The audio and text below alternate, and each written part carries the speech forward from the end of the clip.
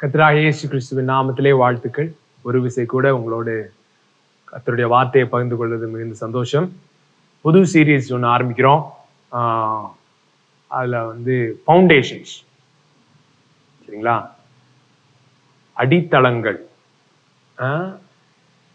இல்லைன்னா அஸ்திபாரங்கள். அதுதான் ரொம்ப முக்கியம். ஒரு பில்டிங் ப்ராஜெக்ட் பண்றோம்னா அதுல மேல எவ்வளோ காசு செலவு பண்றோமோ அதே காசு எங்க செலவு பண்ண வேண்டியது இருக்கு? கீழே பூமிக்குள்ள இருக்கிற ஃபவுண்டேஷனுக்கு செலவு பண்ண வேண்டியது இருக்கு. ஏன்னா அதுதான் எல்லாத்தையும் தாங்க போகுது.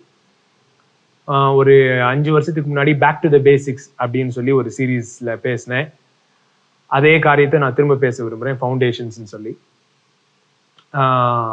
In connection with what is happening right now. இப்போ நம்முடைய சூழ்நிலைகளுக்கு ஏற்ற மாதிரி அந்த இதை அந்த ஃபவுண்டேஷன் டீச்சிங்ஸை திரும்ப பேச விரும்புகிறேன். ஏன்னா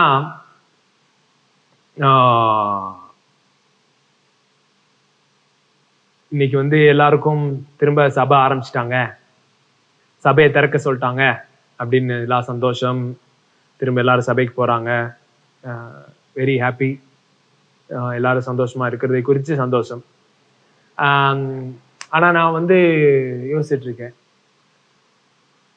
ஒன்று இப்போ நம்ம கரண்ட் பில்டிங்கில் கேதரிங் பண்ணுறது கஷ்டம். ஏன்னா ஏசி இல்லாமல் இங்கே உள்ளே இருக்க முடியாது, ஏசி போடக்கூடாதுன்றாங்க. அப்புறம் 1000 ஸ்கொயர் ஃபீட்டுக்கு அரௌண்ட் 20 பீப்புள், இங்கே 2000 ஸ்கொயர் ஃபீட்டுக்கு 40 பீப்புள் தான் இந்த ஹாலில் அட்டன் பண்ண முடியும்.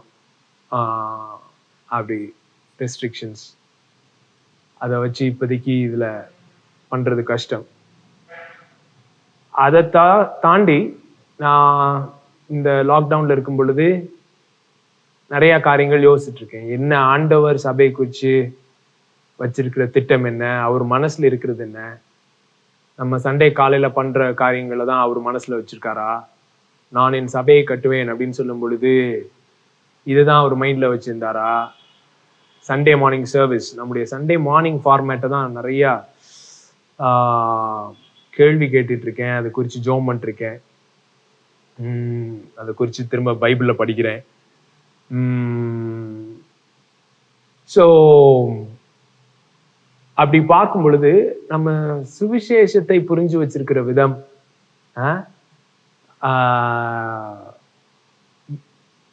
ஏன், அது எல்லாமே ரொம்ப கனெக்டட். பாருங்களேன், இந்த ஏன் செய்யறோம், why of the matter is the most important question. ஒரு மேட்டர்ல ஏன் அப்படின்றத முக்கியமான கேள்வி. அதுக்கடுத்து நிறைய கேள்வி இருக்குல்ல, எப்படி, அப்புறம் என்ன, எங்கே, அப்புறம் என்னது, யார் என்ன செய்யணும்,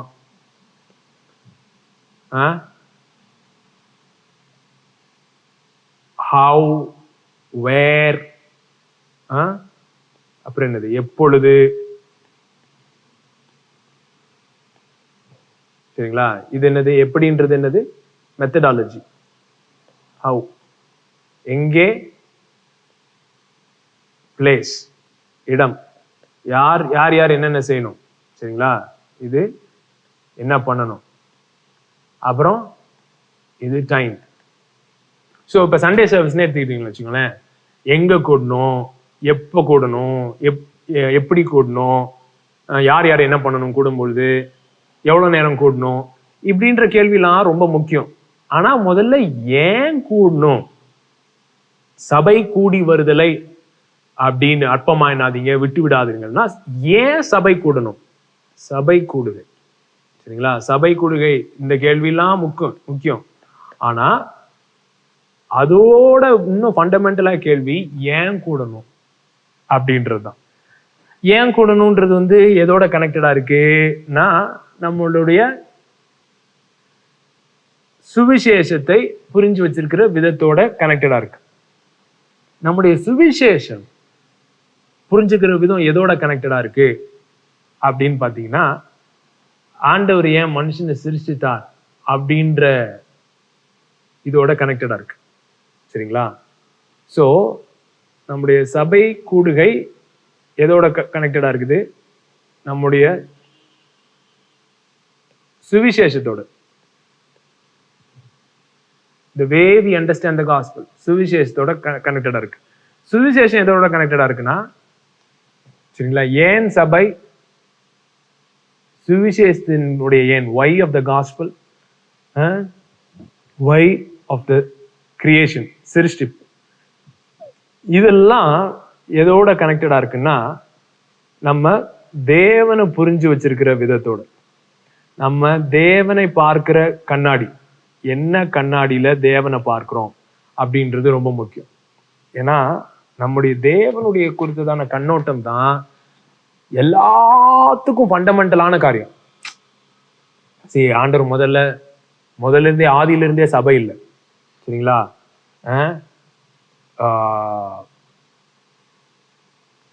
எல்லாமே சிருஷ்டிக்கப்பட்ட காரியம். சபை சிருஷ்டிக்கப்பட்ட காரியம், பூமி சிருஷ்டிக்கப்பட்ட காரியம், உலகம் சிருஷ்டிக்கப்பட்ட காரியம், காணக்கூடியவைகள் சிருஷ்டிக்கப்பட்டவைகள், காணக்கூடாதவைகளும் சிருஷ்டிக்கப்பட்டவைகள். ஸோ பரலோகம் சிருஷ்டிக்கப்பட்ட ஒரு மண்டலம் தான். ஸோ பரலோக மண்டலம் சிருஷ்டிக்கப்பட்ட மண்டலம், காணக்கூடிய மண்டலம் சிருஷ்டிக்கப்பட்ட மண்டலம். ஸோ சிருஷ்டிக்கப்படாத மண்டலம், சரிங்களா, அன்கிரியேட்டட் ரியாலிட்டி. சிருஷ்டிக்கப்படாத ஒரே ஒரு ரியாலிட்டினா அது என்னது? என்னங்க? Father, son, holy spirit. இதுதான் நம்ம என்னன்னு சொல்றோம்? தேவன், காட் அப்படின்னு சொல்றோம். என்ன கவனிங்க, God is the only self-existing uncreated reality out there. தன்னில் தாமே நிறைவுள்ளவராய், தனக்குன்னு ஒரு தொடக்கம் அவசியம் இல்லாதவராய், தொடக்கம் இல்லாதவராய், முடிவும் இல்லாதவராய், என்றென்றைக்கும் நித்தியமாய் இருக்கிறவர் தான் தேவன். அதுதான் எல்லாம். மற்ற சிருஷ்டிக்கெல்லாம் பாத்தீங்கன்னா தொடக்கம் இருக்கு. மற்ற சிருஷ்டிக்கெல்லாம் அதோடைய ரீசன் ஆஃப் எக்ஸிஸ்டன்ஸ், அது இருக்கிறதுக்கான ரீசன், காரணம் அதற்கு வெளியே இருக்கு. சரிங்களா? அதோடைய ஜீவன்லாம் வெளியே இருக்கு. பாத்தீங்கன்னா மீனுக்கு தண்ணியில இருக்கு, மரத்துக்கு மண்ணில் இருக்கு. அந்த மாதிரி மற்றவங்களுக்குலாம் ரீசன் ஆஃப் எக்ஸிஸ்டன்ஸ் வெளியில இருக்கு. ஆனா தன்னில் தாமே அந்த தான் இருக்கக்கூடிய மூல காரணம், தன்னிலே இருக்கக்கூடிய ஒரு அந்த பீயிங் தான் என்னன்னு சொல்றோம்? தேவன் சொல்றோம். அவர் எப்படி இருக்கிறார்? அவர் நிறைய பேருடைய மைண்ட்ல எப்படி இருக்காருன்னா இப்படி இருக்காரு. இங்க பைபிள்ல என்ன போட்டிருக்கு? அவர் எப்படி இருக்காரு? பிதா, குமாரன், பரிசுத்த ஆவி. பிதா, குமாரன், பரிசுத்த ஆவி இருக்காருன்னு போட்டிருக்கு. ஆனா நம்ம என்னதான் அப்படி இருந்தாலும் அது ஒரு தியரியா போயிடுச்சு. ஆனா நம்முடைய கண்ணோட்டம் அப்படி இல்லை. நம்முடைய கண்ணோட்டம் எப்படி இருக்குன்னா, ஒருத்தர் இருக்காரு, அவரு ஃபர்ஸ்ட் பிதாவா இருந்தாரு, அதுக்கப்புறம் குமாரனா மாறினாரு, அதுக்கப்புறம் குமாரனா வெளிப்பட்டாரு, அதுக்கப்புறம் இப்ப பரிசுத்தாவினரா இருக்காருன்னு சொல்லி, அது 1ஆம் நூற்றாண்டில் வந்த ஒரு தவறான டீச்சிங், ஹெரசி. சரிங்களா? அதுதான் இன்னைக்கும் சில ஆட்கள் பேசிட்டு இருக்காங்க. எப்படின்னா, இந்த இதெல்லாம் தண்ணி எக்ஸாம்பிள் சொல்லுவாங்க பாத்தீங்களா? தண்ணி இருக்குது, அதை ஜில்லுன்னு ஆக்கணும்னா ஐஸ் ஆயிரும், சாலிட் ஆகுது, அதுதான் மாம்சமான இயேசு. அதே சூடாக்கணும்னா ஆவியாயிரும், அதுதான் பரிசுத்தாவியார். இப்படி எல்லாம் சொல்லி எக்ஸாம்பிள்லாம் சொல்லி மண்டையை போட்டு குழப்பி, மொத்தம் அவங்களுடைய ஐடியா என்னன்னா, ஒரே நபர். சரிங்களா? 3 நபர் கிடையாது, ஒரே நபர். அவர் தான் வெவ்வேறு விதமா தன்னை வெளிப்படுத்துகிறார். அவருடைய வெளிப்படுத்துறதும் அவருடைய ஆக்டிவிட்டியும் தான் வேற ஒழிய நபர் ஒருத்தர்னு சொல்லி. சரிங்களா? அதை தான் புதிய ஏற்பாட்டு சபை ஹெரசி அப்படின்னு சொல்லி ரிமூவ் பண்ணுச்சு. ஏன்னா 3 persons, நல்லா கவனிங்க, 3 நபர்கள், 3 ஆள் தத்துவம். பர்சனாலிட்டி. சரிங்களா? ஆனால் மூவரும்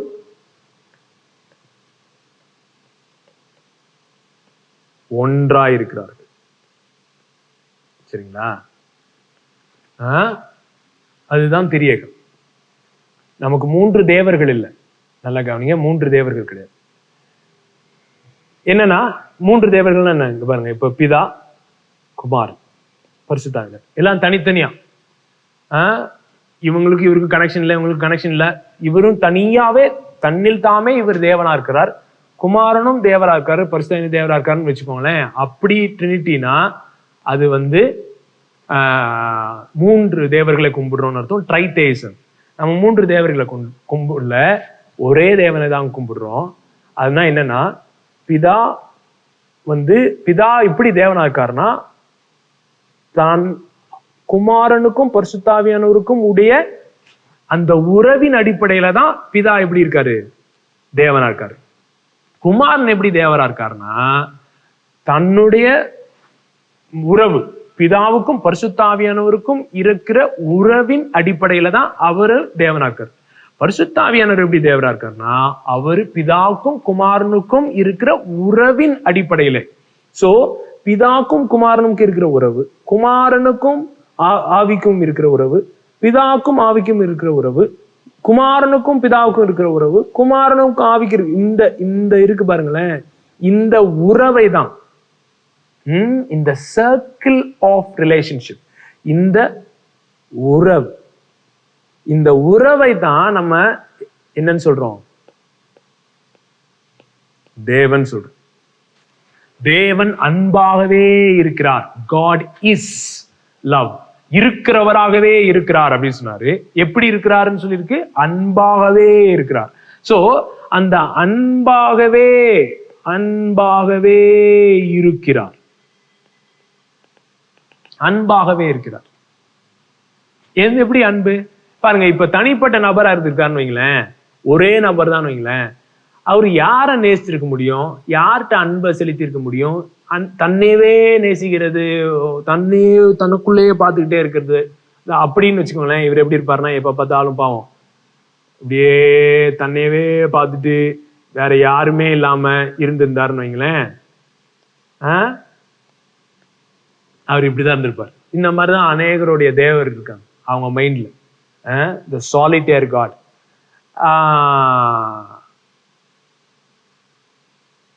அவர் பாத்தீங்கன்னா தனிமையிலேயே இருக்காரு.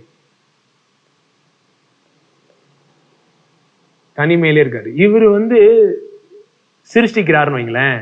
இவரு ஏன் சிருஷ்டிப்பாரு? எது நிமித்தம் சிருஷ்டிப்பார்? தேவையின் நிமித்தம் சிருஷ்டிப்பார். He creates out of a need. தனியா இருக்காரு, இவர் ஒரு ஆளை சிருஷ்டிக்கிறாருன்னு வைங்களேன் தன்னுடைய சாயல்ல. அவனும் தன்னை பார்த்துக்கிட்டே தான் இருப்பான். நல்லா கவனிங்க. இவருக்கு தேவை ஆராதனை என்பது இவருடைய தேவை. ஆராதனை என்பது இவருக்கு தேவை, இந்த தேவனுக்கு. ஆனா வேதத்துல சொல்ற தேவனுக்கு ஆராதனை என்பது ஏற்கனவே இருக்கு பாருங்க. உள்ள பிதா குமாரனை பார்த்து வா அப்படின்றாரு, குமாரன் பிதாவை பார்த்து வான்றாரு பரிசுத்தாவியானவர் மூலமா. அந்த ஏற்கனவே உள்ள அங்க இருக்கு பாருங்க. அந்த அன்பு இருக்குது, ஆராதனை இருக்கு, சிரிப்பு இருக்குது. Laughter is there. லாஃப்டர் நம்மளா கிரியேட் பண்ணணும்னு நினைக்கிறீங்களா? சிரிக்கிறது, அந்த மகிழ்ச்சியின் உச்ச கட்டத்துல சிரிக்கிறோம் பாருங்க, அது நம்மளா ஜெனரேட் பண்றோம்னு நினைக்கிறீங்களா? எனிதிங் குட், நீங்க பூமியில சுத்தி பார்க்குற எல்லாத்துலயும் இருக்கிற நன்மையுமே அது இங்க இருந்து வர்றதுதான். யோசிச்சு பாருங்களேன். நான் நேற்று உட்காந்து பார்த்துட்டு இருந்தேன், வெளியில 2 குட்டி குருவி வீடு கட்டுது. அவ்வளோ எஃபர்ட் எடுத்து கட்டுதுங்க. எங்க இருந்து வந்துச்சு அதுங்களுக்கு அன்பு? அழகா இருக்குது, ஒவ்வொரு அத்தனை கலர் இருக்கு அதுல. இந்த டிஸ்கவரி சேனல்லாம் பார்க்கும்போது ஒவ்வொரு மீனும், ஒவ்வொரு பூவும், ஒவ்வொரு பூச்சி கூட அவ்வளோ அழகா இருக்குது. இந்த பியூட்டி, இந்த அழகு, இதெல்லாம் எங்க இருந்து வந்தது? இதுக்கெல்லாம் என்ன ரீசன்? இதுக்கெல்லாம் காரணம் என்ன? இந்த சிருஷ்டிப்புக்கு காரணம் என்ன? இங்க ஆராதனை வந்து ஒரு தேவை. இங்க ஏற்கனவே இருக்கு ஆராதனை, ஆல்ரெடி தேர் எக்ஸிஸ்டிங். இங்க இவருக்கு வந்து பாத்தீங்கன்னா கீழ்ப்படிதல் தான் ரொம்ப முக்கியம். இவருடைய இதே ரொம்ப இவருக்கு முக்கியமான மேட்டர் வந்து கீழ்ப்படிதல் தான். இவருக்கு பாவம்ன்ற மேட்டர் என்னது? கீழ்ப்படியாமை. கீழ்ப்படியாமை, அந்த ஆமை தான் இவருக்கு ரொம்ப பிடிக்கும். சாரி, பிடிக்காது. கீழ்ப்படியாமை தான் இவருக்கு தண்டனை. இப்படியே தான் பில்டப் ஆகுது பாருங்க நம்முடைய சுவிசேஷம். சோ ரட்சிப்பு அப்படின்றது என்னது? இந்த தண்டனையிலிருந்து தப்பிக்க ஒரு வழி. தப்பிச்சு எங்க போனோம்? பரலோகம் போகணும். சோ நரகத்திலிருந்து தப்பிச்சு பரலோகம் போகணும்.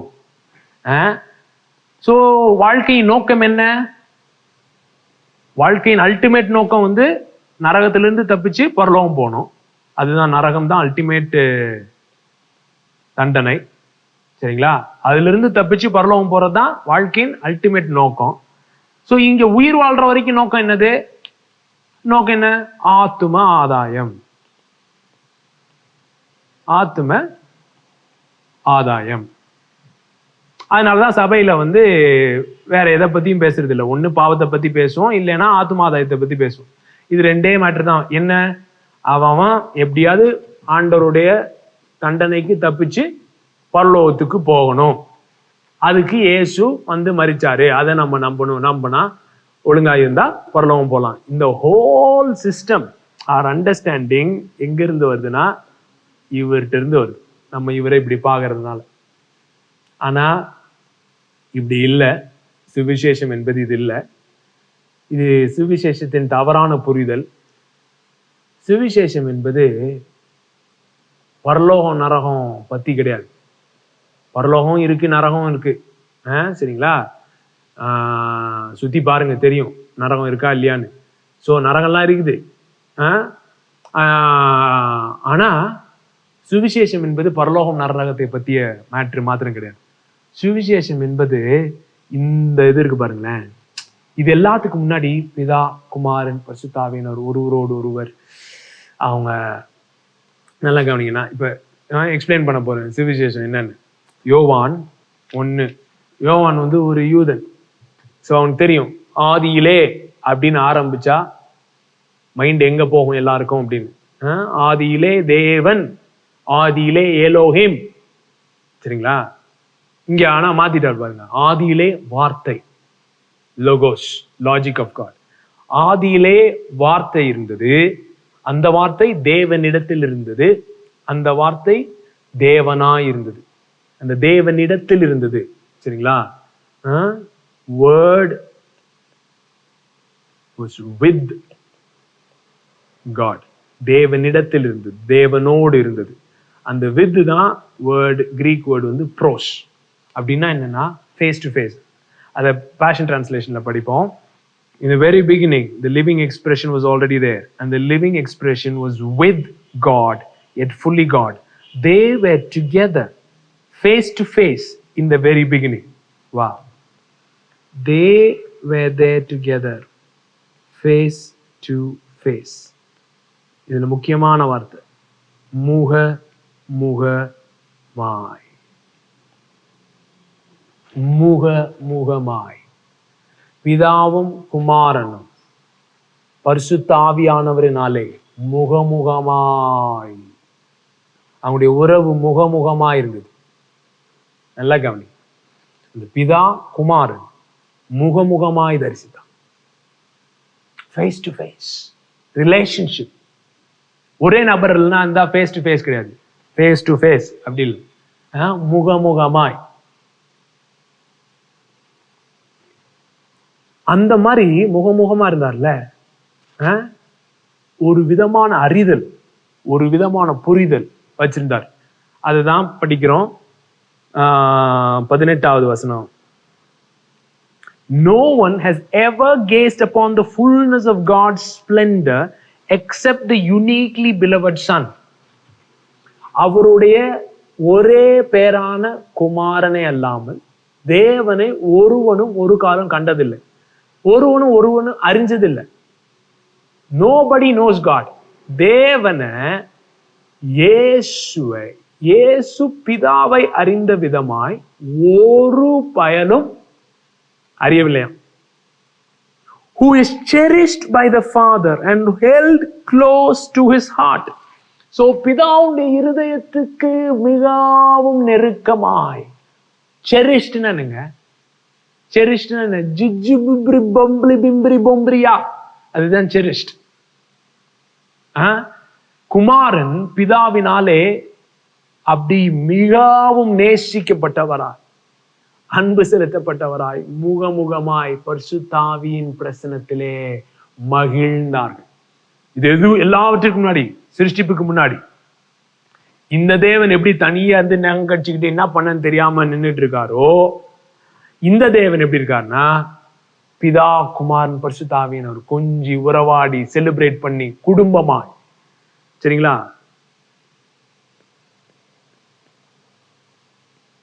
உறவாய், உறவின் ஊற்றே நீயாவாய், சரிங்களா, உறவின் ஊற்று, ஃபவுண்டன் ஆஃப் ரிலேஷன்ஷிப். எல்லாம் அப்படியே ஜிகி ஜிகி, அதுதான் நான் ஜிகி ஜிகி பேம் பேம் அப்படி. இதுதான் இந்த இவங்களுக்குள்ள நடக்குது பாருங்க, அந்த அன்பு, அந்த சந்தோஷம், அந்த சமாதானம், அந்த சிரிப்பு, ஒருவரை ஒருவர் அப்படியே செலிப்ரேட் பண்றது, கொண்டாடுறது. அததான் சர்ச் ஃபாதர்ஸ் என்னன்னு சொன்னாங்கன்னா பெரிகோரோசிஸ் அப்படி சொன்னாங்க. பெரிகோரோசிஸ் என்ன? பெரினா பெரிமீட்டர், பெரிமீட்டர்னா வட்டளவு, வட்டம். கோரோசிஸ்னா என்னது? கோரியோகிராஃபி, நடனம், சர்க்கிள் டான்ஸ். இதெல்லாம் குறித்து நான் என் புக்ல புத்திர சுவிகாரம் அப்படின்ற புக்ல எழுதியிருக்கேன். நீங்க இன்னும் அதை படிக்கலைன்னா வாங்கி படிங்க, அமேசான்ல இருக்கு. பெரிகோரோசிஸ், சர்க்கிள் டான்ஸ், ட்ரையூன் டான்ஸ். அது ஏன் நடனம் சொல்றேன்னா டான்ஸ் ஆடிட்டு இருக்காங்கன்னு கிடையாது. அதுல அந்த டான்ஸ்ல எப்படி ஒரு ரிதம் இருக்கு, ஒரு ஹார்மனி இருக்கு. அதுல ஒரு ரிதம், ஹார்மனினா என்னது? அந்த ஒரு அசைவு இருக்கு பாருங்க. சேர்ந்து ஆடும் பொழுது ஒரு இசைவு இருக்குல்ல, அந்த இசைவு அதுதான் அந்த ஜீவன். அவங்களுக்குள்ள அப்படியே போய்கிட்டு இருக்கு பாருங்க. ஒரு அறிதல், ஒரு புரிதல், ஒரு விதமா அறிஞ்சிருக்கிறாங்க. பிதாவை குமாரன் ஒரு விதமா அறிஞ்சிருக்கார், குமாரன் பிதாவை ஒரு விதமா அறிஞ்சிருக்கிறார். cherished, close to the heart. அதே இது மத்தேயு 11:27 Passion Translation. You entrusted me with all that you are and all that you have. எல்லாத்தையும் என்கிட்ட கொடுத்திருக்கிறீர். No one fully and intimately knows the Son except the Father. No one fully and intimately knows the Son except the Father. And no one fully and intimately knows the Father except the Son. ஒருத்தரும் குமாரனை பிதா அறிஞ்ச மாதிரி அறிஞ்சதில்லை, ஒருத்தரும் பிதாவை குமாரன் அறிஞ்ச மாதிரி அறிஞ்சதில்லை. But the Son is able to unveil the Father to anyone who chooses. So பிதாவை வெளிப்படுத்துகிறார் குமார். நல்லா கவனிங்க, பிதாவை குமாரன் வெளிப்படுத்துகிறார். அந்த போன வசனம் படிச்சோம்ல, அதுல கடைசி லைன் என்ன படிச்சோம்? Now he has unfolded to us the full explanation of who God truly is. தேவன் எப்படி இருக்கிறார் என்பதை தற்சொரூபமாக, தெளிவாக, எந்த விதமான குழப்பமும் இன்றி நமக்கு வெளிப்படுத்தி காட்டினவர் இயேசு. சோ நம்மளுடைய தேவனை குறித்துதான புரிதல் இயேசு அப்படின்ற ஒரு வரைபடத்துல, இயேசு என்ற ஒரு கேரக்டர்ல ஃபிட் ஆகலன்னு வைங்களேன், அவருடைய குணாதிசயத்துல, இயேசுடைய குணாதிசயத்துல ஃபிட் ஆகலைன்னா உங்களுடைய தேவனுடைய கண்ணோட்டத்தை நீங்கள் கேள்வி கேட்பது அவசியம். உங்களுடைய தேவனுடைய கண்ணோட்டம் வேதத்தின் பல பகுதிகளில் இருந்து உருவாயிருக்கலாம். ஆனா அது கடைசியில இயேசுல ஃபிட் ஆகலன்னு வச்சுக்கோங்களேன், அது வேதத்திலிருந்தே உருவான கண்ணோட்டமா இருந்தாலும் அதை கேள்வி கேட்பது மிகவும் அவசியம். ஏனால் ஒருவனையும் பிதாவை அறிந்தது போல் அறியல. அது யாரா இருக்கட்டும், மோசேயா இருக்கட்டும், எலியாவா இருக்கட்டும், ஏசாயாவா இருக்கட்டும், அவர்கள் இயேசு பிதாவை அறிந்தது போல் அறியல. சோ அவர்கள் தேவனை குறித்து வெளிப்படுத்தின வெளிப்பாடுகள் எல்லாம் குறை உள்ளதாகவே இருக்கு. அப்படிதான் எபிரேயர் 1 படிக்கிறோம். அது குறை உள்ளதா இருக்கனால இயேசு தற்சொரூபமாக வெளிப்படுத்துறதுனாலே ஏன் அப்படி அவரால் வெளிப்படுத்த முடியுது அப்படின்னா, அவர் பிதாவை அறிந்தது போல யார் அறிஞ்சதில்லை, பிதா குமாரன் அறிந்தது போல யார் அறிஞ்சதில்லை. அந்த அறிதல் இருக்கு பாருங்க. அதைத்தான் நம்ம என்னன்னு சொல்றோம், நித்திய ஜீவன் சொல்றோம். அந்த இவங்க 3 பேருக்குள்ள நடக்குது இல்ல ஒரு ஜிகி ஜிகி பேம் பேம், அதுதான் நித்திய ஜீவன். இங்க நித்திய ஜீவன் என்ன, நரகத்துல இருந்து தப்பிச்சு அப்படா சாமியின் போய் பரலோகத்துல போய் விழுந்துட்டீங்கன்னா அது பேர் நித்திய ஜீவன். நித்திய ஜீவனில் பிரவேசித்தார் அப்படின்னு அர்த்தம். இங்க நித்திய ஜீவன்னா அந்த ஜிகி ஜிகி பேம் பேம். நல்லா கவனிங்க. ட்ரூத் ஆஃப் ஆல் ட்ரூத்ஸ், சத்தியங்களுக்கெல்லாம் சத்தியம் அப்படின்னு சொல்லி தியாலஜின்னு சொல்றாங்க இத. ஏன்னா இதுதான் எல்லாத்துக்கும் ஃபவுண்டேஷனான ட்ரூத். இதை பிக்ஸ் பண்ணிட்டு தான் மீது எல்லாமே. உங்களுடைய டெஃபினிஷன் ஆஃப் ஹோலினஸ், பரிசுத்தத்தை குறித்ததான உங்களுடைய விளக்கம், ரட்சிப்பு குறித்ததான விளக்கம், சிலுவை மரணத்தை குறித்ததான விளக்கம், எல்லாமே அதெல்லாம் ஒரு சத்தியம். அப்படின்னா சத்தியங்களுக்கெல்லாம் சத்தியம் என்றது என்னதுன்னா பிதா குமாரன் பரிசுத்த ஆவி, அவங்களுக்குள்ள இருக்கிற உறவு. அதுதாங்க பரிசுத்தம், ஹோலினஸ். தேவன் பரிசுத்தமா இருக்கிறார், தேவன் அன்பாக இருக்கிறார். சோ அவர் இருக்கிற விதமா இருக்கிறார்ல, அவர் எப்படி இருக்கிறாரோ அதுதான் பரிசுத்தம். சோ என்ன அது பரிசுத்தம்னா, பிதா குமாரனை அறிந்திருக்கிற விதம் பரிசுத்தம். One of a kind. பரிசுத்தம்னா one of a kind, unique. அது மாதிரி வேற எதுவுமே கிடையாது. அது பேரு தான் பரிசுத்தம்னு அர்த்தம். பரிசுத்த வேதாகமம் அப்படின்னு ஏன் சொல்றோம்னா, இந்த மாதிரி 1000 புக் இருந்தாலும், 1000 பேர் புக் எழுதினாலும், லட்சக்கணக்கான புஸ்தகங்கள் எழுதினாலும், நல்ல எண்ணத்தோடு எழுதினாலும் இந்த புஸ்தகம் மாதிரி கிடையாது அப்படின்னு சொல்றோம்ல. அதனாலதான் இது பரிசுத்த வேதாகமம். ஏன் இது ஹோலி கம்யூனியன்? இது ஏன் ஹோலி கம்யூனியன் சொல்றோம்? ஏன் பிரெட் யாருமே சாப்பிடுறது இல்லையா, ஜூஸ் யாரும் குடிக்கிறது இல்லையா? இது எப்படி ஹோலி? இது ஒரு விதமா தேவனை வெளிப்படுத்துகிறது, அதனால இது ஹோலி. சரிங்களா? சோ ஹோலினா என்ன அர்த்தம்னா one of a kind. One of a kind. So God is holy. God is one of a kind. What is one of a kind? What is so unique about him? அவரை குறித்து தனித்துவம் என்னது அப்படின்னா, இந்த உறவு தான் அவர்களை குறித்ததான தனித்துவம். பிதா குமாரனை பரிசுத்த ஆவியின் மூலமாய் அவர் ஒரு விதமாய் அறிந்திருக்கிறார், நேசிக்கிறார், செலிப்ரேட் பண்றார், கொண்டாடுறார். குமாரன் பரிசுத்த ஆவியின் மூலமா பிதாவை நேசிக்கிறார், கொண்டாடுறார். பாருங்களேன், அதுதான் தனித்துவம் வாய்ந்தது, அதுதான் பரிசுத்தம். இங்க பரிசுத்தம்னா என்ன? இவருக்கு எல்லாத்துக்கும் கரெக்டா புள்ளி வச்சிருக்கணும். இக்குலாம் புள்ளி வச்சிருக்கணும், இல்லுலாம் புள்ளி வச்சிருக்கணும், லீலாம் சுழிச்சு விட்டுருக்கணும், கரெக்டா எல்லாமே கரெக்டா இருக்கணும். பெர்ஃபெக்ஷனிஸ்ட். இங்க பெர்ஃபெக்ஷனிஸ்ட்னா என்னங்க? எல்லாமே சரியா இருக்கணும், பயங்கரமா. அப்படியே பாத்தீங்கன்னா அந்த மாதிரி ஆட்கள் பார்த்திருப்பீங்க நீங்க. வீடு அப்படியே இருக்கணும், கரெக்டா இருக்கணும், கரெக்டா இருக்கணும், நீட்டா இருக்கணும் வீடு, அந்த ஜாமா அதுல இருக்கணும் அப்படின்றது நல்லதுதான். ஆனா நீங்க பெர்ஃபெக்ஷனிஸ்டா இருந்தீங்கன்னு வச்சுக்கோங்களேன், அது ஏதாவது ஒரு அந்த இடத்துல இல்லைன்னா பயங்கரமா கோவம் வந்துடும். ஏன் இது இங்க இருக்கு அப்படின்னு கத்துவீங்க, ஏன் இது அழுக்கா இருக்கு அப்படின்னு கத்துவீங்க. ஆனா இங்க பிதா குமாரன் பரிசுத்தாவியானவர் வந்து இப்ப இங்க அழுக்கு இருக்குன்னா இது அவங்க இருந்தா இருக்கட்டும் நினைக்கிறது, அதை தொடைப்பாங்க. ஏன் தொடைப்பாங்கன்னா அந்த பியூட்டி மேல இருக்கிற அவங்களுடைய அன்பு நிமித்தம், அந்த அழகு, அதை ரசிக்கிறதுனால, அதோடைய மகிழ்ச்சி நிமித்தம் செய்யறாங்க. பிளஷர், மகிழ்ச்சி நிமித்தம் செய்யறாங்க. அதுதான் பரிசுத்தம். இங்க வந்து பிரஷர், அழுத்தம். புரியுதுங்களா? இது சரியா இருக்கும், இது சரியா இருக்கும், கும்பிடுவேன் அப்படின்றது இங்க இவரு. இது வந்து என்னது பாருங்களேன், உள்ள நடக்கிற மேட்ரு. அதுல வந்து நம்ம இன்னைக்கு அவுட் ஆஃப் சிங்க் ஆறோமோ, அந்த டான்ஸ்ல வந்து அந்த ரிதம்ல வந்து கரெக்டா இல்லாம கடக்கன்னு நம்ம வந்து அவங்களோட சேர்ந்து ஆட தெரியாம வந்து வேற மாதிரி காலு மாறுதுன்னு வைங்களேன், அதுதான் இங்க பாவம். Out of sync. அந்த ஒரு உறவுக்கு இழைக்கிற பிரச்சனை, உறவு பிரச்சனை. பாவம்ன்றது இங்க என்னது?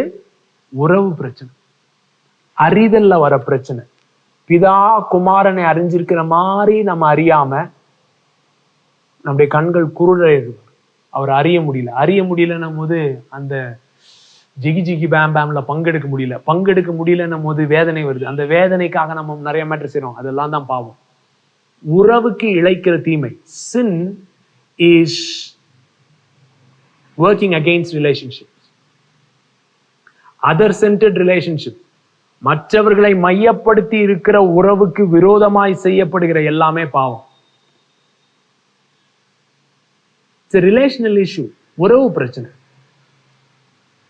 சோ எல்லாமே மாறுது பாருங்க. இதுக்கும் அதுக்கும் எல்லாமே மாறுது, எல்லா டெஃபினேஷனும் மாறிடுது, எல்லாமே மாறிடுது. அதனாலதான் யோவான் 5ஆம் அதிகாரத்துல இயேசு சொல்றாரு ஒரு முக்கியமான மேட்டர் பாருங்க. யோவான் 5:39. You are busy analyzing the scriptures, frantically poring over them in hopes of gaining eternal life. வேதாகமத்துலதான் நித்திய ஜீவன் இருக்குன்னு நினைச்சிட்டு பயங்கரமா படிக்கிறீங்கடா அப்படின்னு சொல்றாரு இயேசு. சொல்லிட்டு என்ன சொல்றாரு? Everything you read points to me. நீ பைபிள்ல படிக்கிறதெல்லாம் அது என்ன பத்தி போட்டிருக்கு. Yet you still refuse to come to me so I can give you the life you're looking for, which is eternal life. நீ அப்படியே பைபிள்ல கிரீக்கையும் ஹீப்ரூவையும் படிச்சு இதையும் அதையும் படிச்சு இப்பெல்லாம் படிச்சு கடைசியில நித்திய ஜீவனை அடையணும்னு தேடுற. பைபிள் உனக்கு நித்திய ஜீவனை தர முடியாது. பைபிள் வந்து என்கிட்ட தான் உன்னை கொண்டு வந்து விட முடியும். நான் தான் உனக்கு நித்திய ஜீவனை தர முடியும். ஏன்னா நான் தான் பிதாவை அறிந்திருக்கிறேன். நான் தான் பிதாவை அறிஞ்சிருக்கிறேன். யார எவனுக்கும் பிதாவை பத்தி தெரியாது. நான் பிதாவை பத்தி உனக்கு வெளிப்படுத்தும் பொழுது அந்த அறிவு எனக்கு, நான் பிதாவை குறிச்சு வச்சிருக்கிற அறிவை உன்கிட்ட ஷேர் பண்றேன் பாரு. அதுலதான் உனக்கு நித்திய ஜீவன் இருக்குன்னு சொல்றாரு. பாருங்க, நித்திய ஜீவன்றது பரலோகம் போறது கிடையாது, ஏதோ டிக் மார்க் வாங்குறது கிடையாது. நித்திய ஜீவன்றது உறவில இருந்து வருகிற காரியம். பிதாவை இயேசு அறிந்திருக்கிற விதமாய் நாம் அறிவதற்கு இயேசு அவருடைய அறிவை, இந்த அறிவு இருக்குல்ல, அறிவுன்னு வருதுல்ல, நித்திய ஜீவன். நித்திய ஜீவன்னா இவரு என்னது? நரகத்திலிருந்து தப்பிச்சு பரலோகம் ஜுட், அதுதான் நித்திய ஜீவன். இங்க என்னது? பிதா.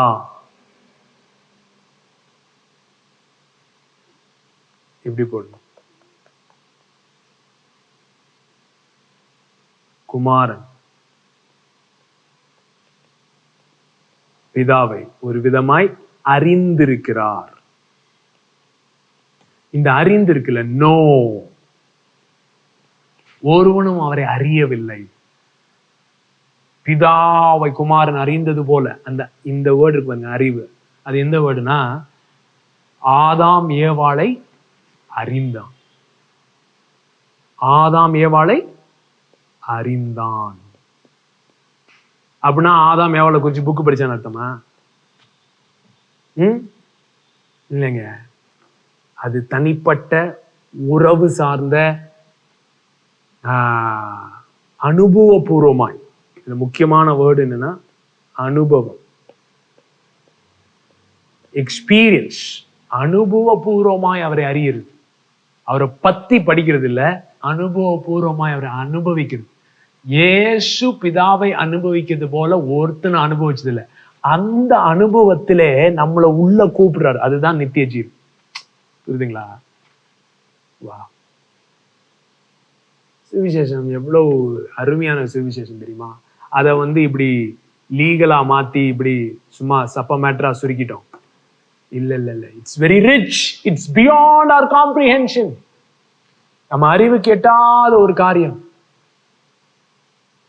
பிதா, குமாரன், பரிசுத்த ஆவியானவருக்குள்ள இருக்கிற அந்த ஜீவன், உறவி நிமித்தம் உண்டாகிற ஜீவன், சந்தோஷம், சமாதானம், அதிலே பங்கெடுக்கும்படியாக நம்மை அவருடைய சாயலாக படைத்தார். வா வா, மை குட்னஸ். இந்த உறவு எப்படிப்பட்ட உறவு? Other centred. அதர் சென்டர்ட்னா என்னது?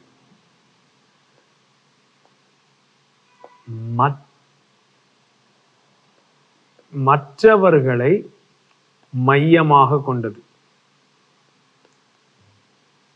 பிதாவுடைய மையம் குமாரன் இருக்கு, பரிசுத்தன் இருக்கு. குமாரனுடைய மையம் பிதாட்டு இருக்கு, பரிசுத்தன் இருக்கு. ஆவியோட மையம் செல்ஃப் சென்டர்ட் இல்ல, அதர் சென்டர்ட்.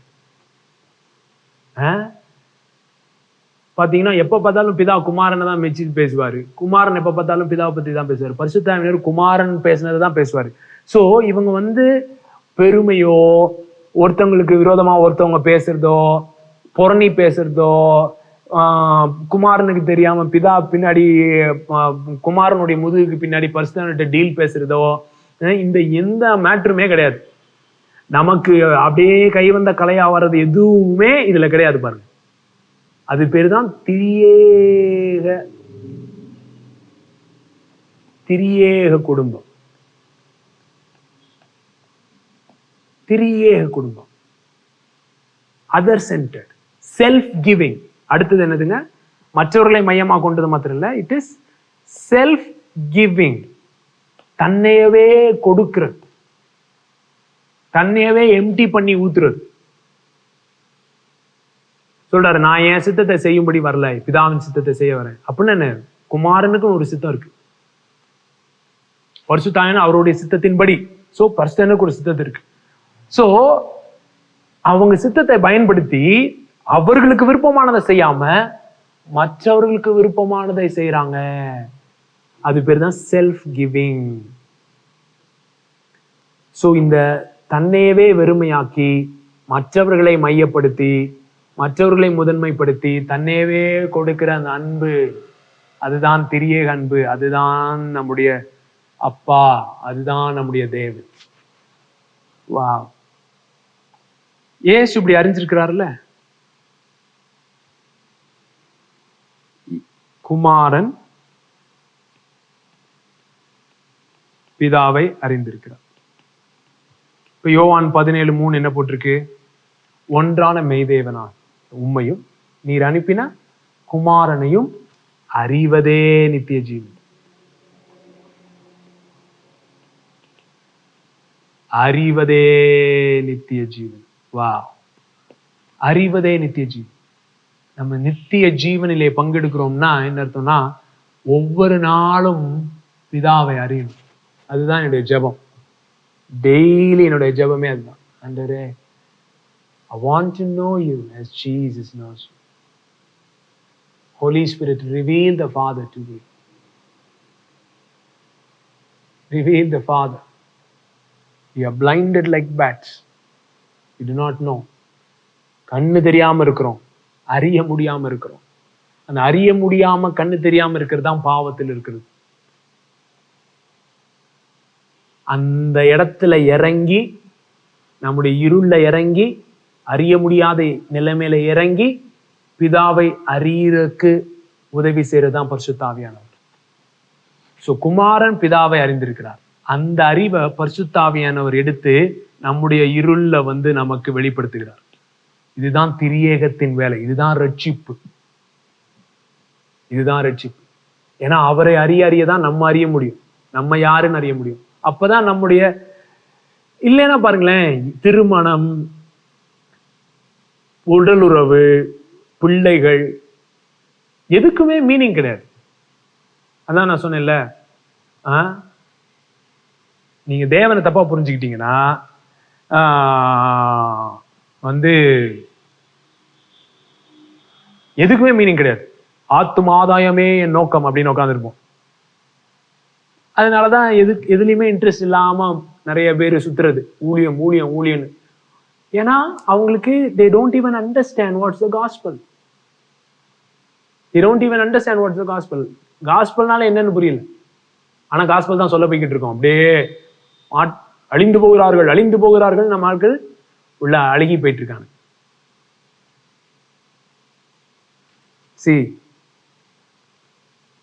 திருமணத்துக்கு மீனிங் எங்க இருந்து வருது? திரியகத்திலிருந்து வருது. இவர்கள் மூவரும் எப்படி இருக்காங்க? ஒன்றா இருக்கிறார்கள். இந்த ஒன்றா இருக்கிறார்கள்ன்ற வார்த்தை என்னது? எங்க இருந்து வந்தது? இவர்கள் இருவரும் ஒரே மாம்சமா இருப்பார்கள், ஒன்றா இருப்பாங்க. அங்க வந்ததுதான் எக்காத். ஹீப்ரூ எக்காத். இந்த மாதிரி ஹஸ்பண்ட் அண்ட் ஒய்ஃப் ஒன்னாக முடியுமா? ட்ரினிட்டிய புரிஞ்சுக்கிட்டாதான், அந்த அன்பு நம்முடைய இருதயத்துல ஊத்தப்பட்டாதான் திருமணம் ஒர்க் ஆகும். இல்லைன்னா ஒர்க் ஆகாது. இல்லைன்னா ஒருத்தவங்க யூஸ் தான் பண்ணுவோம் ஒழிய லவ் பண்ண முடியாது.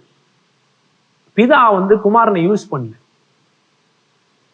நல்லா கவனிங்க, பிதா குமாரன் என்ன செய்யல? யூஸ் பண்ணல, லவ் பண்ற. சோ பிதாவின் அன்பு நிமித்தம் குமாரன் பிதாவுக்கு பிரியமானதை மாத்திரம் தான் செய்யறாரு. நம்ம என்ன பண்ணிட்டோம்? எல்லா உறவு மேட்டரையும் எடுத்து அதை இன்ஸ்டிடியூஷனா மாத்திட்டோம். இது உறவுங்க. இந்த சாமியை கும்பிட்டோம்னா உறவுக்கே வேலை இல்லை. எல்லாமே பாருங்க கட்டமைப்பா மாறிடும். இன்ஸ்டிடியூஷன், மேரேஜ் இன்ஸ்டிடியூஷன் ஆக்கிட்டோம். இன்ஸ்டிடியூஷன் ஆஃப் மேரேஜ், சபை இன்ஸ்டிடியூஷன், எல்லாத்தையுமே இன்ஸ்டிடியூஷன் ஆக்கிட்டோம்.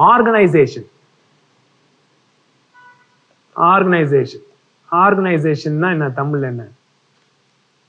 ஒரு கார்பரேட் கம்பெனி மாதிரி இன்னைக்கு சபை ஆயிடுச்சு. அதுல ஹைரார்கின்னா என்ன? மேல யார் இருப்பா? சிஇஓ இருப்பார், கம்பெனி ஓனர், மேனேஜர் இருப்பாரு கீழே. அப்புறம் யாராவது இருப்பாரு, சிஎஃப்ஓ அந்த மாதிரி ஏதாவது இருப்பார். அப்புறம் நிறைய யார் இருப்பா? வேலை பார்க்கிறவங்க, வேலைக்காரர்கள் ஏகப்பட்ட பேர் உண்டு. இப்படிதான் இன்னைக்கு சபை நடந்துகிட்டு இருக்கு. இன்ஸ்டிடியூஷன் ஆயிடுச்சு. ஆண்டவர் குடும்பங்கள் அப்படிப்பட்ட திரியேக குடும்பங்கள்லாம் சேர்ந்து ஃபார்ம் பண்ற ஒரு சமுதாயம். திரியேக அதர் சென்டர்ட், சரிங்களா? செல்ஃப் எம்ப்டிங், மற்றவர்களை மையமா வைத்து தன்னைய வெறுமைப்படுத்துகிற ஒரு சமுதாயத்தை யோசிச்சு பார்க்க முடியுதா? உங்களால இமேஜின் பண்ணி பார்க்க முடியுதா? அப்படிப்பட்டதான நிறைய குடும்பங்கள் அப்படியே அன்புல, திரியேக அன்புல அப்படியே ஒருத்தவங்களை லவ் பண்றாங்க, மற்றவங்களை செலிப்ரேட் பண்றாங்க, மற்றவங்களுடைய தேவைகளை சந்திக்கிறாங்க, அன்பு நிமித்தம் இது பண்றாங்க. எல்லாமே அன்பு நிமித்தம் உறவுல அப்படியே போகுது பாருங்க. அதை பார்த்தா எப்படி தெரியும்? பரலோகம் மாதிரி இருக்கும். அதுதான் ஹெவன் ஆன் எர்த். பரலோகம் பூமியில வருதுன்னு திரியேக சமுதாயம். இதுதான் ஆண்டவருடைய இருதயம். பாருங்களேன், யோவான் 17 யோவான் 14 to 17 திரும்ப படிச்சுக்கிட்டே இருக்கு. 20வது வசனத்துல இருந்து, நான் இவர்களுக்காக வேண்டிக் கொள்கிறதும் இல்லாமல் இவருடைய வார்த்தையினால என்னை விசுவாசிகளுக்காக வேண்டிக் கொள்கிறேன். அப்படின்னா யாரு? உங்களுக்காக எனக்காக ஜெபம் பண்ணிருக்காரு. என்ன ஜெபம் பண்ணிருக்காரு பாருங்க. அவர்கள் எல்லாரும் ஒன்றாயிருக்கும் பிதாவே, நீர் என்னை அனுப்பினதை உலகம் விசுவாசிக்கிறதற்காக நீர் என்னிலேயும் நான் உம்மிலேயும் இருக்கிறது போல அவர்கள் எல்லாரும் நம்மில் ஒன்றாயிருக்கவும் வேண்டிக் கொள்கிறேன். சோ பிதா தான் இயேசு அனுப்புனாருன்றத உலகம் எப்படி அறிஞ்சுக்குமா? இப்படி அவரில் ஒன்றாய் இருக்கிற ஒரு திரியேக சமுதாயத்தை பார்க்கும் பொழுது, எப்படிரா இப்படி இருக்கீங்க, எப்படிரா அப்படி, ஏன்னா இது நம்மளால முடியாது. இப்படிப்பட்டதான ஒரு சமுதாயத்தை கட்டி எழுப்புவது முடியாது. அதனால்தான் நான் என் சபையை கட்டுவேன்னு சொன்னார். நீங்க எனக்காக சபையை கட்டுங்கன்னு சொல்லல. நான் என் சபையை கட்டுவேன். ஏன்னு சொன்னார்னா, இப்படிப்பட்டதான ஒரு திரியேக சமுதாயத்தை நம்மளால பிளான் பண்ணி சொந்த முயற்சினால கட்ட முடியாது. நம்மளால பில்ட் பண்ண முடியுது இந்த ஆர்கனைசேஷன் தான் பில்ட் பண்ண முடியும். ஆர்கனைசேஷன் தான் பில்ட் பண்ண முடியும். இங்க அறியவும் அறியப்படவும்,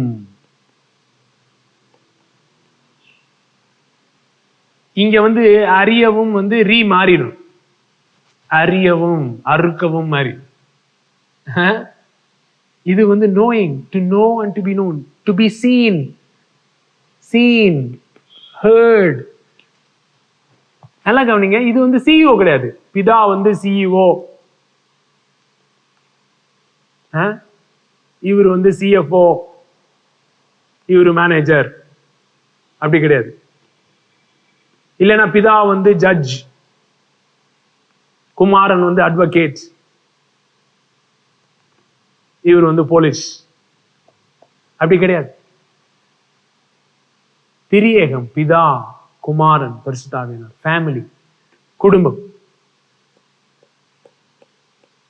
இன்னைக்கு எல்லா சபையும் சொல்லிக்கிறோம், நம்ம குடும்பம், நம்ம ஒரு குடும்பமா இருக்கும். எவன் வரான் எவன் போறான்னு தெரியாது. ஏன்னா ஆர்கனைசேஷன்ல நம்ம ஒரு மெம்பர், ஒரு நம்பர், எண்ணிக்கை, அவ்வளவுதான். ஆர்கனைசேஷன் கோல்ஸ் எல்லாம் பாருங்க, எண்ணிக்கை பேஸா தான் இருக்கும். எல்லாம் நம்பர் பேஸா இருக்கணும். பெருகணும், வளரணும் அப்படின்னு சொல்லி. யாரும் இண்டிவிஜுவலா அறியப்படவோ அறியறதுக்கோ வாய்ப்பே இல்லை. நம்முடைய ஆராதனை முறைமைகள்லாம் பாருங்களேன். சண்டே காலையில வரிசையா ரோவா உட்காந்து இருக்கிற மண்டைய பின்னாடி பார்த்து, முன்னாடி இருக்கிற மண்டைய பின்னாடி பார்த்து,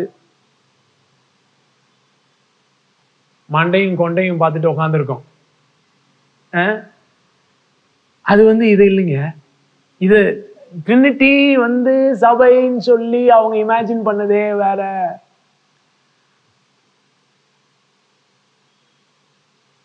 Not our Sunday morning format is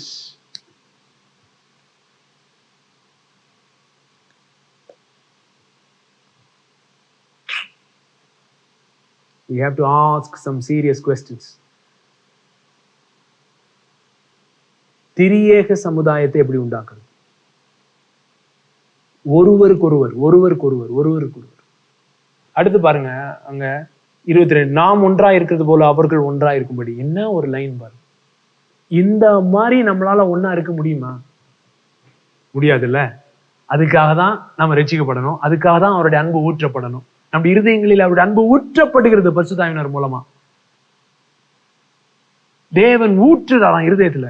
ஏன்? இப்படிப்பட்ட ஒரு சமுதாயத்தை நம்முடைய அன்புனால, நம்முடைய சுய முயற்சியினால செய்ய முடியாதுன்றனாலதான், வாங்கப்பா என்கிட்ட உங்க இருதயத்தை கொடுங்க அப்படின்னு சொல்றாரு. அப்படி கொடுக்கும் பொழுது, நாம் ஒன்றா இருக்கிறது போல அவர்களும் ஒன்றா இருக்கும்படி நீர் எனக்கு தந்த மகிமையை நான் அவர்களுக்கு கொடுத்தேன். இப்படிப்பட்ட சமுதாயத்துக்குன்னே ஒரு மகிமை இருக்குங்க. அந்த மகிமையோட மகிமையே வேற. அதை இன்னும் உலகம் பார்க்கல. உலகம் ஆர்கனைசேஷன் தான் பார்த்திருக்கு. பிரம்மாண்டமான பில்டிங், லட்சக்கணக்கான மக்கள் வராங்க. கிரிக்கெட் பார்க்க கூட தான் லட்சக்கணக்கான மக்கள் வராங்க. சினிமா சாங் ரிலீஸ்லயும் தான் லட்சக்கணக்கான மக்கள் வர்றாங்க. உலகத்துடைய பிரம்மாண்டம் தான் நம்முடைய பிரம்மாண்டமா இருக்கு. நம்முடைய பிரம்மாண்டம் நம்முடைய உறவில் இருக்கணும். ஒருவரை ஒருவர் 50 ஒருவருக்கு ஒருவர், ஒன் அனதர் பேசேஜஸ், ஒருவருக்கொருவர்னு சொல்லி 50 இடத்துல நியூ டெஸ்ட்மெண்ட்ல இருக்கு.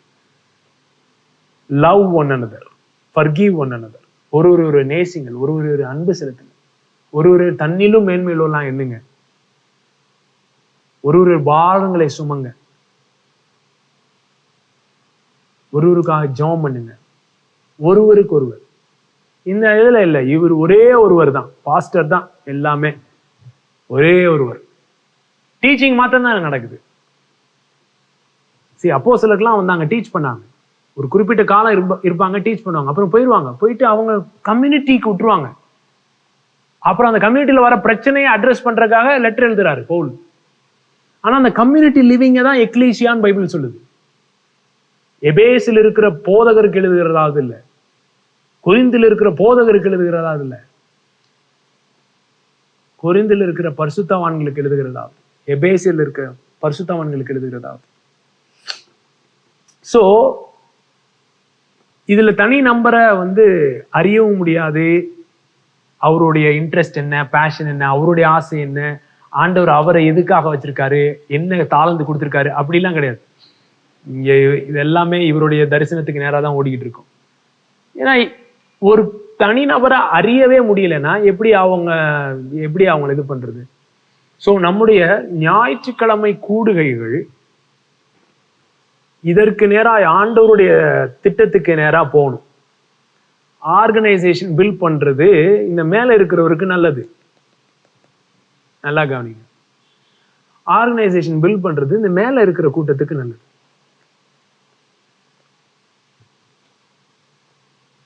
கீழே இருக்க கூட்டத்துக்கு.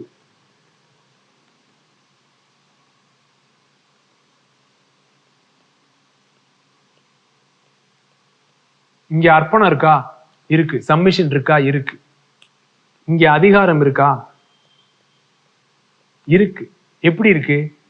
இங்க பிதாக்கு குமாரன் வாலண்டியரா அர்ப்பணிக்கிறார். அவரை எல்லாம நான் ஒண்ணுமே செய்ய மாட்டேன் அப்படின்னு சொல்றாரு. அவர் காட்டுறதுதான் செய்வேன், செய்ய முடியாதுன்னு இல்லை, செய்ய மாட்டேன்றார். ஏன்னா அப்படி செய்யவே முடியாதுன்னு வைங்களேன். பிதா என்ன ப்ரோக்ராம் பண்றாதோ அதுதான் இயேசு பண்ண முடியும்னா அப்புறம் இயேசுவை பிசாசு சோதிக்கிறதுல அர்த்தமே இல்லை. ஏன்னா அவரால் தான் எதுவுமே செய்ய முடியாது. பிதா ஏற்கனவே ப்ரோக்ராம் பண்ணியிருக்காரு. அந்த மாதிரி தான் அவருக்குன்னு சுயசித்தம் இருக்கு. ஆதாமுக்கு எப்படி சுயசித்தம் இருந்ததோ அதே மாதிரி இயேசுக்கும் சுயசித்தம் இருக்கு.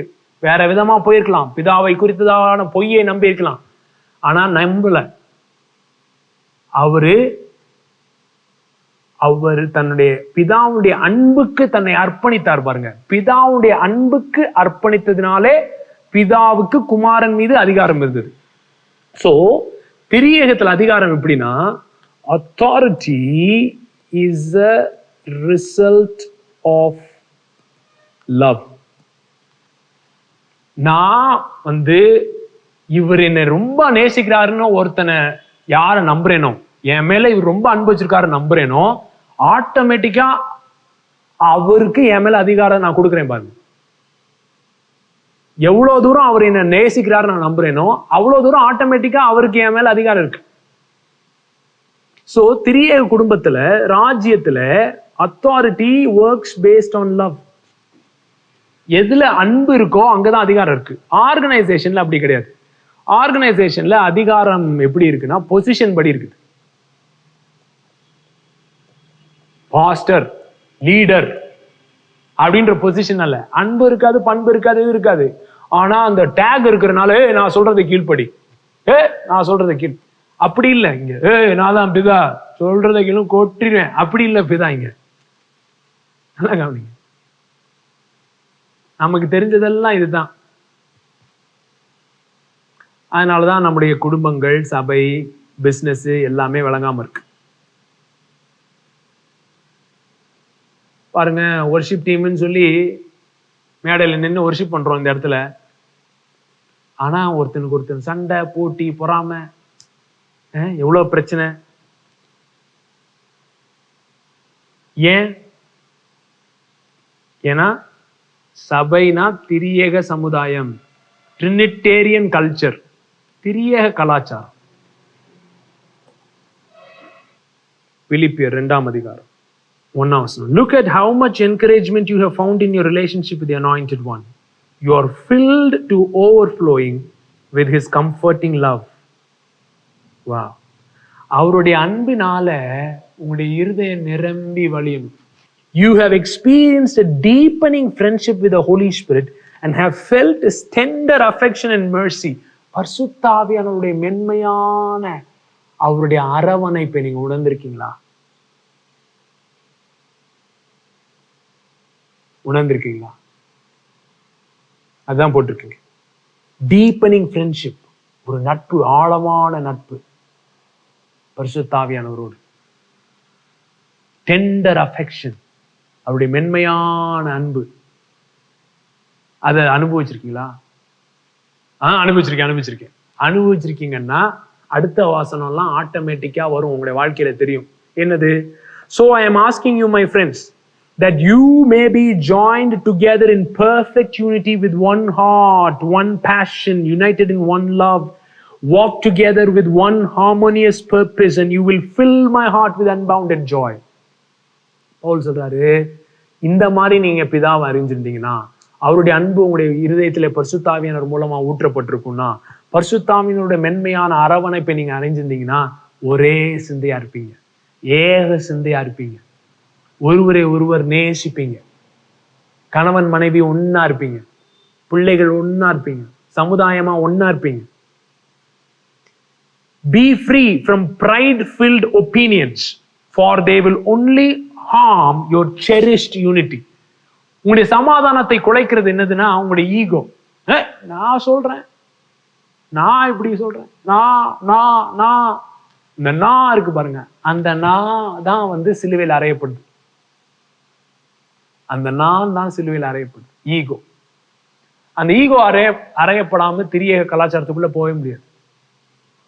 Don't allow self-promotion to hide in your hearts.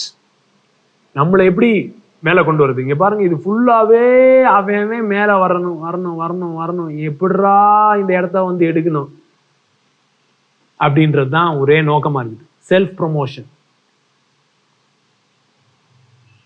தன்னையவே உயர்த்துறது, மற்றவனை எல்லாம் கீழே தள்ளிட்டு மேலே ஏறுறது, அதெல்லாம் உன் இருதயத்துல இருக்க வேணாம். But in authentic humility, put others first and view others as more important than yourself. மற்றவர்கள் உங்களை காட்டிலும் முக்கியப்படுத்துங்க, அதர் சென்டர்டா இருங்க. அப்படி abandon every display of selfishness. சுயத்தை என்ன செய்யுங்க? கைவிட்டுருங்க. Possess a greater concern for what matters to others instead of your own interest.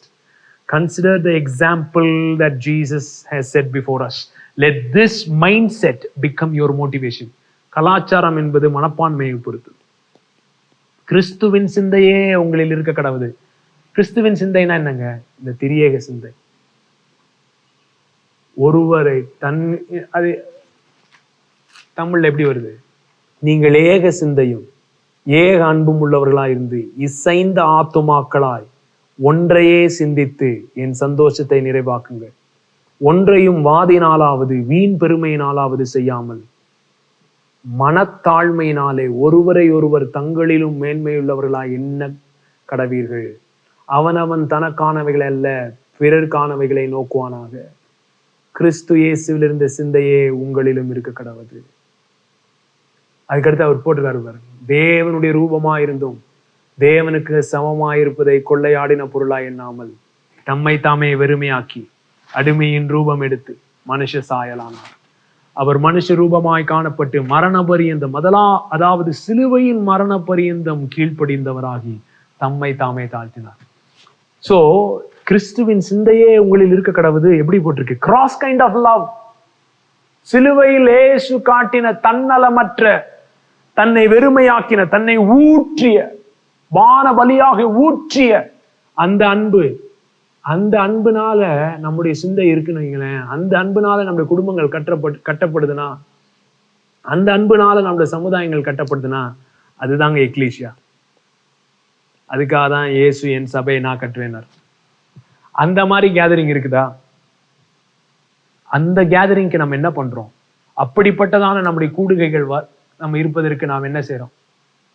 இல்லைன்னா ஆர்கனைசேஷனலா சும்மா 2 வேகமா பாடுற பாட்டு, 2 ஸ்லோவா பாடுற பாட்டு, அப்புறம் ஒருத்தர் பேசுறத உட்காந்து கேட்டுட்டு சுண்டலுக்கு காசு கொடுக்குற மாதிரி காணிக்க போட்டுட்டு அப்படி போயிட்டு இருக்கோமா? சிலுவையின் அன்பு அது ட்ரினிடேரியன் லவ். அது திரியேக அன்பு, தன்னலமற்ற அன்பு, தன்னையே கொடுக்கிற அன்பு. அப்படிப்பட்ட அன்பு தான் இன்னைக்கு உலகத்தின் ஒரே தீர்வு. எல்லாம் சுயநலம், பெருமை அப்படி போய்கிட்டு இருக்கு. சபையும் அப்படி போய்கிட்டு இருக்கு. அதனால்தான் உலகம் இன்னும் இயேசுவை விசுவாசிக்கல. ஏன்னா இந்த மாதிரி ஒரு சமுதாயத்தை இன்னும் உலகம் பார்க்கல. பாருங்க, இந்த மாதிரி ஒரு சமுதாயமும் உயிர்த்தெழுந்த ஜீவனும் சேர்ந்ததுதான் எக்லீசியா. அப்படிப்பட்டதான் எக்லீசியா எழும்பும். அந்த எழும்புகிற நாட்களிலே நாம் இருக்கிறோம். அவருடைய ரத்தம், அவருடைய பிற்கப்பட்ட சரீரம் அவருடைய அன்பை வெளிப்படுத்துகிறது. What a love! பேர்பட்ட அன்பு, பேர்பட்ட அன்பு. நம் இருதயத்தின் காயங்களை ஆற்றக்கூடிய ஒரே அன்பு இந்த அன்பு. அந்த அன்பை பெற்றுக்கொள்ளுங்க. இதெல்லாம் வெறும் டீச்சிங்கா இல்லாம அனுபவமாய் அனுபவிக்கணும். நேரம் எடுத்து தனியா ஜோம் பண்ணுங்க. அப்படி அன்பு உங்களுடைய இருதயத்தை நிரப்பட்டும். அன்பு இருதயத்தை நிரப்பட்டும்.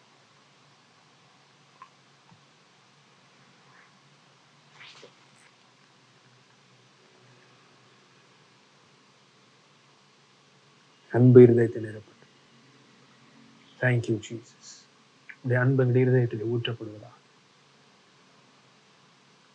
பிதாவை இயேசு அறிந்தது போல நாங்கள் அறிய விரும்புகிறோம். உம்மை அறிய விரும்புகிறோம். உம்மை அறிய விரும்புகிறோம். எஸ். கொடுக்கறதும் அந்த மாதிரி இதுல இருந்து கொடுக்கணும் பாருங்க. ஆர்கனைசேஷன்ல ஏதோ சந்தா கட்டுற மாதிரி கட்டக்கூடாது. அந்த செல்ஃப் கிவிங் லவ்ல இருந்து அப்படி கொடுக்கிறோம். கொடுக்கும் பொழுது மற்றவருடைய தேவைகளை சந்திக்கிறோம்.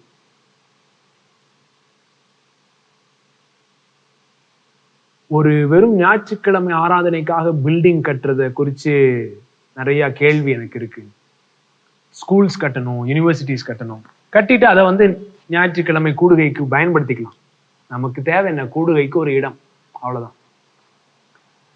ஆனா சபை அது இல்லை, கட்டடம் இல்லை சபை. ஸோ கட்டடம் கட்டணும், ஆனா வெவ்வேறு காரியங்களுக்காக கட்டணும். அது வாரம் ஃபுல்லா யூஸ் பண்ற மாதிரி இருக்கணும். மற்றபடி இதுல வெறும் ப்ரோக்ராம்ஸா வச்சு ப்ரோக்ராம் வச்சே கொண்டுரும் ஆர்கனைசேஷன். அப்படி இருக்க வேணாம். ஸோ ஆண்டவர்கிட்ட கேளுங்க, ஆண்டவரே நீர் உங்க இருதயத்துல சபைன்னா என்னன்னு வச்சிருக்கீங்க, அதை எனக்கு காட்டுங்க. அப்படிப்பட்ட சமுதாயம் எப்படின்னு காட்டுங்க. என் ஹஸ்பண்டை நான் எப்படி லவ் பண்றது, என் ஒய்ஃப் எப்படி லவ் பண்றது, நான் எப்படி கொடுக்கறது, எப்படி இன்னொருத்தவங்களை செலிப்ரேட் பண்றதுன்னு எனக்கு காட்டுங்க, எப்படி இன்னொருத்தவங்களை மன்னிக்கிறதுன்றது எனக்கு உதவி செய்யுங்க அப்படி சொல்லி கேளு. நம்ம ஆர்கனைசேஷனலா இனிமேல கூடுறதுல அர்த்தம் இல்லை. ஆனா உறவு சார்ந்த விதத்திலே கூடுவோம். ஃப்ரெண்ட்ஸை இன்வைட் பண்ணுங்க, ஒருவருக்கு ஒருவர் அன்பு செலுத்துங்க, ஒருவருக்கு ஒருவர் என்கரேஜ் பண்ணுங்க, ஒருவர் செலிப்ரேட் பண்ணுங்க. அப்படி கூடும் பொழுது மற்றவங்களை பத்தி பேசாதீங்க. மற்றவர்களை பத்தி பேசுறதுக்காக கூடல. gossip about one another அப்படின்னு இல்லை பைபிள்ல. ஸோ பைபிள் இருக்கிற ஒன் அனதர்லாம் எடுத்து எழுதி வச்சு ஒருவருக்கு ஒரு அதை வைங்க. அதே உங்களுடைய சிந்தையா இருக்கட்டும், அதை செய்யுங்க. யாரும் தடுக்க முடியாது. எக்லீசியாவை யாரும் தடுக்க முடியாது. ஆர்கனைசேஷனை யாருனாலும் தடுக்கலாம், எக்லீசியாவை யாரும் தடுக்க முடியாது. எக்லீசியாவா எழும்புவோம். God bless you.